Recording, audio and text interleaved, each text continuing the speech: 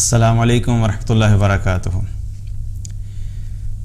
ایک حدیث میں آتا ہے، حضرت عائشہ رضی اللہ عنہ فرماتے ہیں کہ نبی صلی اللہ علیہ وسلم رمضان المبارک میں عام دنوں کی نسبت زیادہ محنت اور مشقت کیا کرتے تھے عبادات میں، یعنی رمضان کے علاوہ جو سارا سال ہے اس کی نسبت رمضان میں آپ صلی اللہ علیہ وسلم عبادات میں زیادہ محنت کیا کرتے تھے۔ اور ایک اور روایت میں آتا ہے کہ نبی صلی اللہ علیہ وسلم آخری عشرے میں، آخری 10 دنوں میں باقی دنوں کی نسبت عبادات اور مشقت اور بھی زیادہ کیا کرتے تھے۔ تو رمضان کا جو آخری عشرہ آ رہا ہے، اس میں ہمیں کیا پتہ لگتا ہے کہ ہمیں بھی اپنی عبادات کو باقی رمضان جیسا بھی گزرا اس کی نسبت ہمیں ان آخری 10 دنوں میں عبادات کو مزید بڑھا دینا ہے، کیونکہ نبی صلی اللہ علیہ وسلم کا بھی یہی طریقہ تھا اور ہمیں بھی اس چیز کو فالو کرنا چاہیے۔ اور ان آخری 10 دنوں میں جو ایک اہم چیز ہے وہ کیا ہے؟ لیلۃ القدر، شب قدر جسے کہتے ہیں۔ لیلۃ القدر کے بارے میں اللہ تعالیٰ نے قرآن میں فرمایا، انا انزلناہ فی لیلۃ القدر وما ادراک ما لیلۃ القدر لیلۃ القدر خیر من الف شہر، کہ ہم نے اس قرآن کو لیلۃ القدر میں نازل کیا اور تم کیا جانو کہ یہ لیلۃ القدر کیا ہے؟ لیلۃ القدر 1000 مہینے سے بہتر ہے۔ اس سے کیا پتہ لگتا ہے کہ یہ اللہ کی طرف سے ہمارے لیے بہت بڑی رحمت ہے، ایک بہت بڑی اپرچونٹی ہے کہ ہم اگر اپنی زندگی میں عبادت کرنا چاہیں اللہ کی، تو زیادہ سے زیادہ عبادت ہم کتنی کر سکتے ہیں جتنی ہماری لائف ہے۔ اور ہماری زندگی، ہمیں سے بہت ساروں کی زندگی کتنی ہوتی ہے؟ مختلف قسم کی ایجز ہیں، کوئی 30 میں چلا جاتا ہے، کوئی 40 میں چلا جاتا ہے، کوئی 60 تک پہنچے گا، کوئی 70 سال کی زندگی تک پہنچے گا۔ لیکن جو 1000 مہینے کی عبادت ہے، اس کا مطلب کیا ہے کہ تقریباً 83 سال 3 مہینے اور کچھ دن بنتے ہیں۔ تو ہم میں سے کون شخص ہے جو کہ 83 سال 3 مہینے مستقل اللہ کی عبادت کر سکے؟ تو اللہ تعالیٰ نے ہمیں یہ ایک بہت بڑی اپرچونٹی دی کہ اللہ تعالیٰ نے ہمیں ایک ایسی رات عطا فرمائی کہ جس میں ہم ایک رات کی عبادت سے ہم 1000 مہینے سے بھی زیادہ کا اجر حاصل کر سکتے ہیں۔ اور یہاں پر بھی اللہ تعالیٰ نے یہ نہیں کہا کہ 1000 مہینے کے برابر ہے، بلکہ کیا فرمایا کہ یہ 1000 مہینے سے بہتر ہے، خیر من الف شہر، 1000 مہینے سے بہتر ہے۔ تو یہ ایک چیز ہے کہ یہ ایک رات ہے ان 10 دنوں کے اندر جس میں ہم نے عبادت کرنی ہے۔ اور لیلۃ القدر کے بارے میں ہی کیا ہے کہ یہ ایسی رات ہے کہ جس میں اللہ کی طرف سے رحمتیں اور برکتیں اور ملائکہ جو ہیں آسمان سے نازل ہوتے ہیں۔ اللہ تعالیٰ نے کیا فرمایا قرآن میں؟ تنزل الملائکۃ والروح فیہا بإذن ربہم، کہ اس رات میں ملائکہ اور روح امین یعنی جبریل امین اس رات میں نازل ہوتے ہیں تمہارے رب کے اذن سے۔ تو یہ وہ رات ہے کہ جس میں اللہ سبحانہ تعالیٰ کی طرف سے ملائکہ جو فرشتے ہیں وہ زمین پر آتے ہیں اور جبریل امین بھی ان کے ساتھ ہوتے ہیں۔ اور ان فرشتوں کی جو آنا ہے اور ان کا جو نزول ہے وہ ایسا نہیں ہے کہ کوئی ایک ہی لاٹ آتی ہے اور بس صرف اکٹھے ایک ساتھ آتے ہیں اور پھر واپس چلے جاتے ہیں، بلکہ مستقل اللہ کی طرف سے یہ فرشتے جو ہیں وہ نازل ہوتے رہتے ہیں اور زمین پہ آتے رہتے ہیں۔ اور ان فرشتوں کی جو تعداد ہے، یہ کتنی تعداد میں ہوتے ہیں، اس کے بارے میں مسند احمد کی ایک حدیث ہے جس میں آپ صلی اللہ علیہ وسلم نے فرمایا، اکثر من عدد الحصا، کہ ان کی تعداد کنکریوں سے بھی زیادہ ہوتی ہے، یعنی زمین پہ جتنی کنکریاں ہیں ان کنکریوں سے بھی زیادہ ان فرشتوں کی تعداد ہوتی ہے۔ تو اس تعداد میں فرشتے اللہ کی طرف سے آسمان سے زمین پر آتے ہیں۔ تو سبحان اللہ، اگر انسان اس چیز کو سوچے کہ جس رات لیلۃ القدر ہے، جو رات لیلۃ القدر کی ہے، اس رات ہم اگر عبادت کر رہے ہیں تو پوری زمین پر اللہ کی طرف سے فرشتے بھی موجود ہیں۔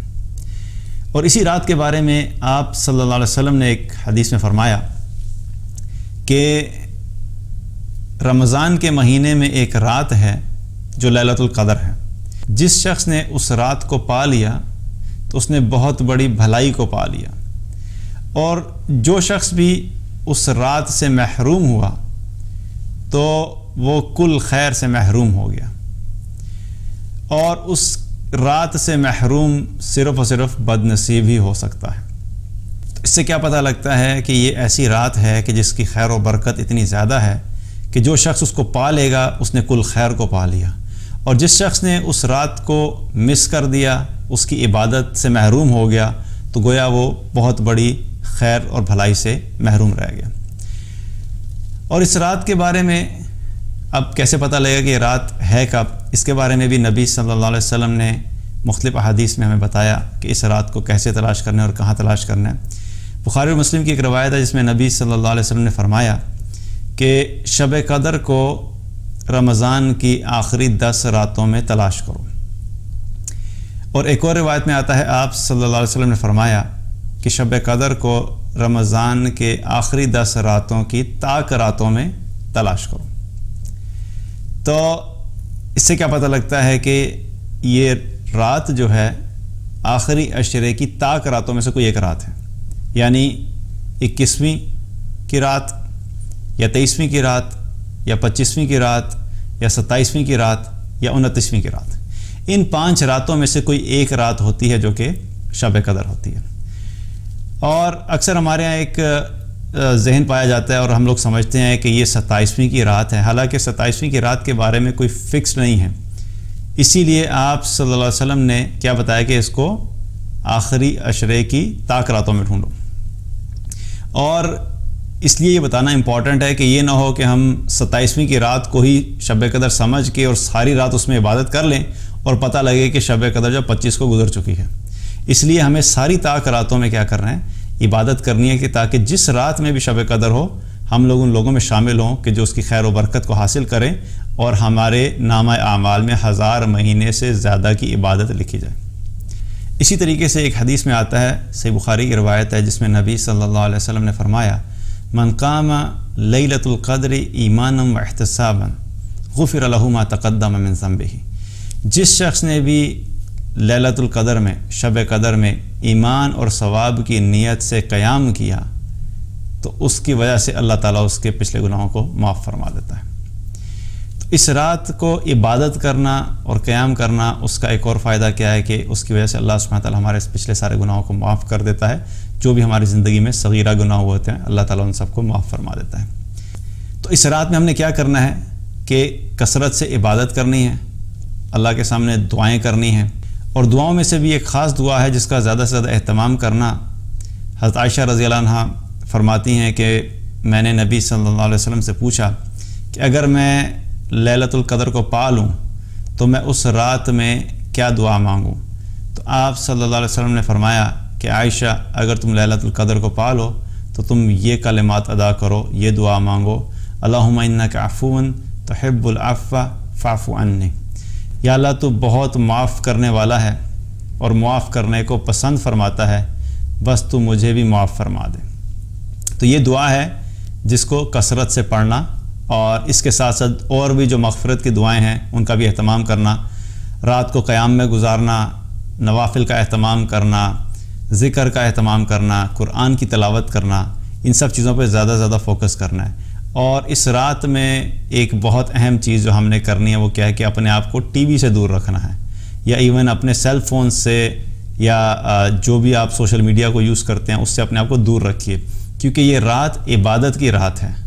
یہ بیٹھ کے ٹی وی کے اوپر بیانات سننا یا جو مختلف قسم کی محفلیں چل رہی ہوتی ہیں ان کے سامنے بیٹھ کے اس کی رات نہیں ہے۔ اصل اجر عبادت کا ہے، لیکچر سننے کا، درس سننے کا، نعتیں سننے کا، یہ سب چیزیں کرنے کے لیے پورا سال پڑا ہوا ہے، لیکن ان راتوں کو جو ہے قیمتی سمجھیے اور ان راتوں کو اس طریقے سے گزاریے جس طریقے سے نبی صلی اللہ علیہ وسلم نے گزارا، اور آپ صلی اللہ علیہ وسلم نے ان راتوں کو عبادت میں گزارا۔ تو ہمیں بھی کیا کرنا ہے؟ ان راتوں میں ٹوٹل فوکس کیا رکھنا ہے؟ عبادات کے اوپر رکھنا ہے۔ اللہ تعالیٰ سے دعا ہے کہ اللہ تعالیٰ ہم سب کو یہ مبارک رات نصیب فرمائے، اور جو بھی عبادات ہم اس میں کریں اللہ تعالیٰ اپنی بارگاہ میں ہماری عبادات کو قبول فرمائے۔ بارک اللہ علیہ ولکم۔ السلام علیکم ورحمۃ اللہ وبرکاتہ۔